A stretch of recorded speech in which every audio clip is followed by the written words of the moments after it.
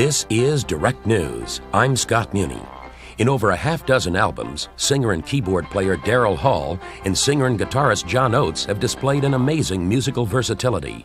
Hall and Oates' music is hard to pigeonhole, and their new album, Along the Red Ledge, is no exception. Hall and Oates have always recorded with different session musicians, but now they have a big backup band. And Daryl Hall tells Direct News reporter Patrick Carr how a group that sells platinum albums can lose money on the road.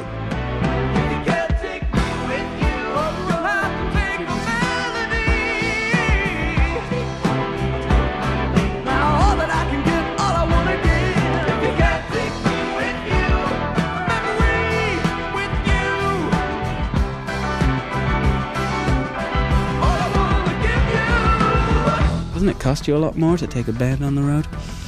Yeah, that's a big problem, which has to be resolved. But again, that's not only our problem, that's everybody's problem. Things are changing out there. And the music business is about, 6 times as big as it was 10 years ago now?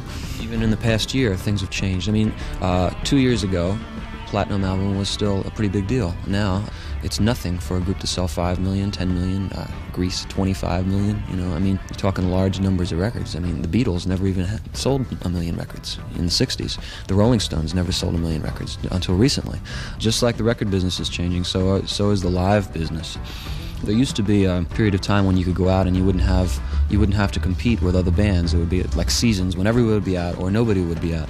And now that doesn't exist anymore. There's no slack period, so you're constantly forced to compete with maybe 2 or 3 bands that are in whatever town you're in. So it's hard, man, because kids don't have that much money to fork out. They want to see one band, and a lot of bands are suffering for it. It's forcing groups to play multiple days in smaller halls in some cases. We did that a lot this tour. And that costs money. It costs money to play a small hall with the same size band and equipment and show that you would play in a 10 to 20,000 seat stadium. Did this last tour of yours make any money, or did it lose you money? It lost us money, actually. We made a lot, but we spent it out. But we put on a great show, so we have that to satisfy us, but things have changed. So, things have to keep moving along with the way situations are, and we're trying our best as long-term artists to adapt to that. I think us and a lot of people are trying to revamp our touring style that we can play comfortably in the large stadiums when we have to, as well as the smaller halls, say small 3,000 to 5,000 seaters, and still make some money and keep the band going.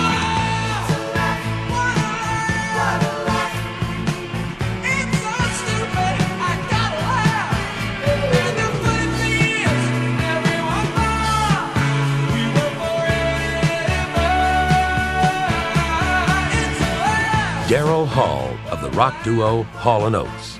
This is Direct News.